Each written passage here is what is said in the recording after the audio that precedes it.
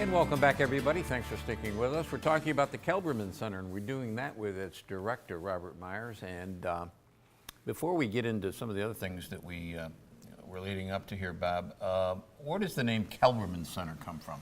So many of your viewers may recognize the name Kelberman from Dr. Michael Kelberman, who's a cardiologist, right? Who's been in this community his whole life and really poured himself into autism. Has a young son, well, was a young son at the time, Harrison, who now is 21, who was in need of more services. And they weren't here, and Dr. Kelberman brought him in from out of town. And then at some point, I think he thought to himself, along with his wife, Jennifer, why don't we build some of these services here so that other children can benefit? And he went on a campaign, raised money, partnered with Lou Tehan at Upstate Cerebral Palsy to found a new nonprofit. Lou convinced Dr. Kelberman to name it the Kelberman Center, and began by bringing in national talent to found a center that was really focused on autism and filling gaps, right? Our mission is really around filling gaps in the service landscape. We try not to replicate what's already being done, but instead offer new complementary services and supports. Now, do you still have that link with Upstate Cerebral Palsy? Absolutely. We work almost every day with administration at Upstate Cerebral Palsy, their business office, finance, IT. One of the reasons that we've been able to become so successful and really so large over the years is our partnership with Upstate Cerebral Palsy. We didn't have to figure out all the business side of running a nonprofit. We partnered with UCP to do that and learned from their many years of experience. And in fact, their finance officials and finance and business office people are the Kelberman Center business office people. So we have a large pool of talent that we can tap into on what I call the back end of the business, that allows us to focus on clinical intervention and educational services and lifelong supports. And doing all those things requires some money, and I know a good chunk of the money that you use to support the Kelberman Center comes from the annual walks that you do. That's right. So April is Autism Awareness Month. Since our founding, our signature event has been our autism walks that take place in communities across central New York.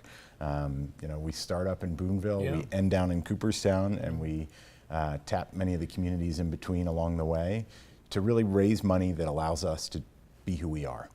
It's flexible dollars that allow us to, when we need to recruit somebody, say a new psychologist nationally, those funds allow us to go out and do that before we have funding secured. Or if we need to create a new program like our summer camps, we did that with walk money. Our school consultation service, we kicked off and started with walk money.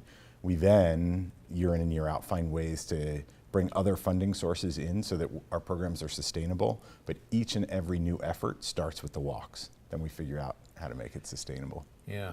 I can read upside down, and I see you've got some dates in places there. I do. I definitely do. On April 6th, we're up in Boonville. On April 13th, we're at Hamilton College. On the 27th, we're in Oneida at Oneida High School. And that same day, we're down in Cooperstown. And the Cooperstown walk is at Glimmerglass State Park. They also do a run there, so it's an opportunity to get a 5K run in for the runners. And then we wrap up on May 4th with our largest walk at SUNY IT. And we push that into May, hoping for warm weather. Yeah. Is there an overall number that you're looking or you're hoping for? $200,000. So we hope to raise $200,000 from our sponsors.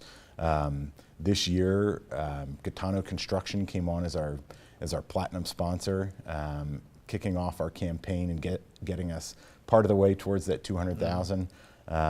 So we're really pleased that Gaetano has stepped up to become our signature this year. If somebody wants to get involved with one of these walks, is there a website they can go to? They can come to kelbermancenter.org. They can call us at 797-6241.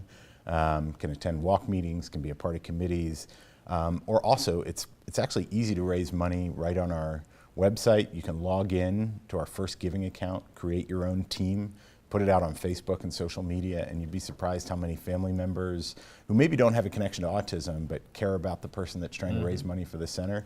And all they have to do is click a button, put their credit card information in, and support a family member or a friend who's created one of those first giving accounts. Do you have to be on the team, or could you just be an individual that can come over and walk that day? You can just show up and walk. You can register at the day of. We'll issue you a T-shirt, and we'll take down your information and make sure you're connected to us in the How future. long have you been doing these walks from? Since 2006.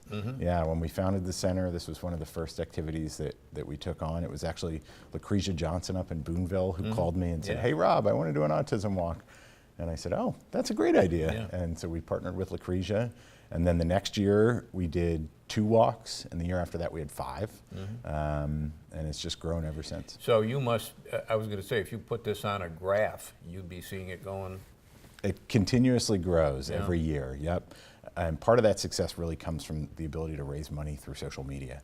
You know, we don't have to go door to door walking with sign-in sheets anymore. You know, you can just send a link through an email and friends and family can support Well, us. you know, it's amazing. I mean, I've been involved with some fundraising over the years, and it's amazing how that has all changed because of social media. It's all relationships, Joe. Yeah. It's all keeping track of the people who support us, making sure we thank them, making sure we keep them engaged. And that takes energy, and we learn a little more every year and are able to put a little more energy to it every year and try to organize something that runs a little more smoothly and, you know, kind of checking all the boxes to make sure that we're doing right by our donors. And we just came off a fundraiser for the United County History Center that I was involved with. And raising money is an important part, but also important is awareness. So you're getting that out of those walks as well, yes? Yeah, we've been raising awareness and acceptance as part of our walks since the very beginning. We do a variety of school-based activities that are really about raising acceptance of autism and people with autism. It's a core part of our mission. We said we were going to talk about that new clinic, and we're going to do that right after this break. Rob Myers is our guest. We're talking autism and the Kelberman Center. Short break, right back.